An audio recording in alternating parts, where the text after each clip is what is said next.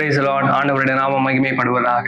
மீண்டும் ஒரு விசை உங்கள் யாவரையும் மார்னிங் டிவோஷன் வழியாக பார்க்கிறதில் மிகுந்த சந்தோஷம். கடந்த 4 வீடியோல கிளென்சிங் த ஹார்ட், இருதயத்தை சுத்திகரித்தல் என்கிற தலைப்பின் கீழாக ஒரு சில காரியங்களை நாம் கற்றுக்கொண்டோம். தொடர்ந்து இந்த வீடியோல இருந்து இன்னொரு புதிய தலைப்பின் கீழாக ஒரு சில காரியத்தை நாம் கற்றுக்கொள்ள போகிறோம். தேவனுடைய சத்தத்திற்கு செவி கொடுத்தல், லிசனிங் டு காட்ஸ் வாய்ஸ் என்கிற தலைப்பின் கீழாக ஒரு சில காரியத்தை வரக்கூடிய நாட்களில் நாம் கற்றுக்கொள்ள தேவன் நமக்கு உதவி செய்வாராக. குறிப்பாக இந்த காலை நேரத்தில் the nature of God's voice, தேவனுடைய சத்தத்தின் தன்மைகள் அல்லது தேவன் ஒரு நபரோடு எப்படி பேசுவார் என்பதை குறித்து உங்களோடு பகிர்ந்து கொள்ள விரும்புகிறேன். வேதத்திலிருந்து ஒரு வசனத்தை நாம் வாசிப்போம். யோவான் எழுதின சுவிசேஷம் 10வது அதிகாரம் 27வது வசனம். என் ஆடுகள் என் சத்தத்திற்கு செவி கொடுக்கிறது, நான் அவைகளை அறிந்திருக்கிறேன், அவைகள் எனக்கு பின் செல்லுகிறது. The nature of God's voice, தேவனுடைய சத்தத்தின் தன்மைகள். 3 தன்மைகளை இந்த காலை நேரத்தில் சுருக்கமாக உங்களோடு பகிர்ந்து கொள்ள விரும்புகிறேன். நம்பர் 1, முதலாவது தன்மை என்ன அப்படின்னா, தேவன் தனிப்பட்ட முறையில் நம்மோடு பேசுகிறவராக இருக்கிறார். God speaks to us personally. நம்முடைய தேவன் அப்படியே போற போக்குல என்னத்தையாவது பேசிட்டு அல்லது பொதுவாக பேசுகிற தேவன் அல்ல. அப்படியே போற போக்குல அடிச்சு விட்டு போற தேவன் கிடையாது. வசனம் தெளிவா சொல்லுது, என் ஆடுகள் என் சத்தத்திற்கு. அப்ப அந்த இடத்துல அந்த என் அப்படிங்கிறது ரொம்ப ரொம்ப முக்கியம். யோசிச்சு பாருங்க, தேவன் பொதுவாக பேசுகிற தேவன் அல்ல. அவர் தனிப்பட்ட முறையில் நம்மோடு பேசுகிறார். அவர் நேரடியாக நமக்கு தேவையான வார்த்தையை நம்மோடு பேசுகிற தேவனாக இருக்கிறார். நிறைய பேசுவாரா அப்படின்னு கேட்டீங்கன்னா, நம்மகிட்ட நேரடியா பேசுவாரு. நமக்கு என்ன தேவையோ அதை என்ன பண்ணுவாரு, தேவைப்படுகின்ற நேரத்தில் அவர் தெளிவாக பேசுகின்றவராக இருக்கிறார். 1 சாமுவேல் 3வது அதிகாரம் வசனங்கள் 1 முதல் 10 வரை நீங்கள் வாசித்து பார்த்தால் தெரியும். சாமுவேலினுடைய அனுபவத்தை குறித்து நம்மால் அங்கு வாசிக்க முடியும். தேவ சத்தத்தை கேட்ட சாமுவேல் என்னும் பிள்ளையாண்டார். தேவன் சாமுவேலோடு தனிப்பட்ட விதத்தில் பேசினார். அந்த நேரத்தில் எந்த வார்த்தை தேவையோ அதை கொண்டு சாமுவேலிடம் தேவன் பேசினார். அதே எக்ஸ்பீரியன்ஸ் நமக்கும் கிடைக்குமா அப்படின்னா அது ஒரு கேள்விக்குறி. அது அவருக்கு கிடைச்ச ஒரு எக்ஸ்பீரியன்ஸ். ஆனா நம்ம எடுத்துக்க வேண்டிய லெசன், பாடம் என்ன அப்படின்னா, தேவன் பொதுவாக பேசுகிற தேவன் அல்ல, தனிப்பட்ட விதத்தில் நேரடியாக பேசுகிற தேவனாக இருக்கிறார். தேவன் தந்த ஆவி நமக்குள்ள இருக்கிறது. ஆகவே through his spirit, அவர் கொடுத்திருக்கிற அந்த ஆவியின் மூலமாக தேவன் பேசுகிறவராக இருக்கிறார். இது முதலாவது தன்மை.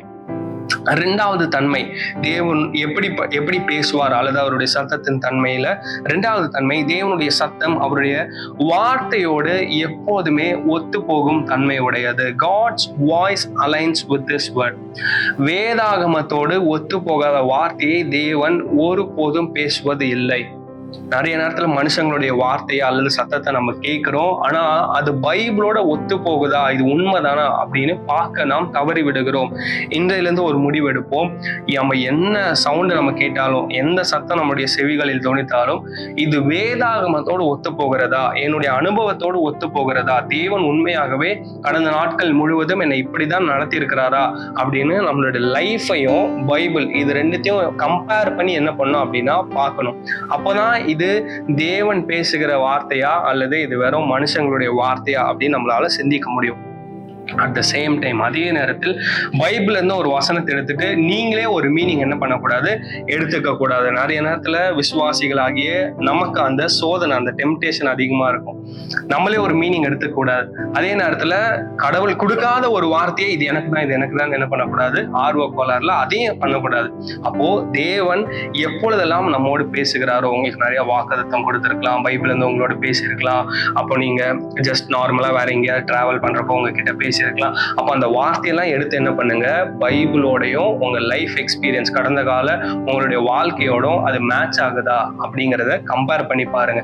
ஒருபோதும் வேதாகமத்திற்கு முரண்பாடாக தேவன் நம்மோடு பேச மாட்டார். 3வது தன்மை, தேவனுடைய சத்தம் அல்லது தேவனுடைய வார்த்தை நமக்குள் சமாதானத்தை கொண்டு வரும், குழப்பத்தை அல்ல.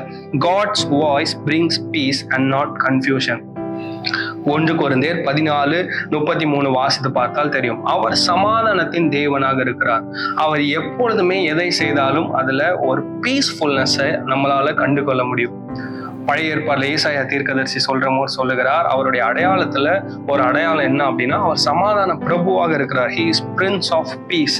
அப்போ தேவன் நம்மோடு பேசினால் நமக்கு என்ன இருக்காது அப்படின்னா பயம் இருக்காது, குழப்பம் இருக்காது, பதட்டம் இருக்காது, தெளிவில்லாம இருக்காது. மாறாக தெளிவு இருக்கும். நம்மளுடைய வாழ்க்கையில், நம்மளுடைய இருதயத்தில் எல்லாம் புத்திக்கும் மேலான தேவ சமாதானம் நம்மை நிரப்பும், ஆளுகை செய்யும். இது ஒரு அடையாளம். தேவன் என்னோடு பேசினால் எனக்கு பயம், குழப்பம் இது எதுவுமே இருக்காது. என்னால அடுத்த கட்ட நிலைமைக்கு தைரியமாக பலத்தோடு முன்னேறி செல்வதற்கு ஏதுவான காரியமாக இருக்கும். 1 ராஜாக்கள் 19 வாசிக்கிறப்போ எலியாவினுடைய அனுபவத்தை நாம் வாசிக்கிறோம். அமர்ந்த மெல்லிய சத்தத்தில் தேவன் அவரோடு பேசினார். அதே போல தேவன் எப்பொழுதெல்லாம் நம்மோடு பேசுகிறாரோ நமக்குள்ள என்ன இருக்காது அப்படின்னா பயம், குழப்பம், கலக்கம் இது எதுவுமே இருக்காது. மாறாக தேவன் தருகிற சமாதானம் மட்டுமே நம்மை ஆளுகை செய்யும். எனவே இந்த காலை நேரத்தில் 3 காரியத்தை உங்களோடு பகிர்ந்து கொண்டேன். தேவன் தனிப்பட்ட முறையில் நம்மோடு பேசுகிறார். தேவன் ஒருபோதும் வேதாகமத்தோடு ஒத்துப்போகாத காரியத்தை நம்மோடு பேசுவதில்லை. 3வது, தேவன் உடைய வார்த்தை நம்முடைய உள்ளத்தில், வாழ்க்கையில் சமாதானத்தை அளிக்கின்றதாக இருக்கிறது. தொடர்ந்து இந்த வசனத்தை எல்லாம் குறித்து வைத்து தியானிங்கள். கர்த்தர் உங்களை ஆசீர்வதிப்பாராக. God bless you.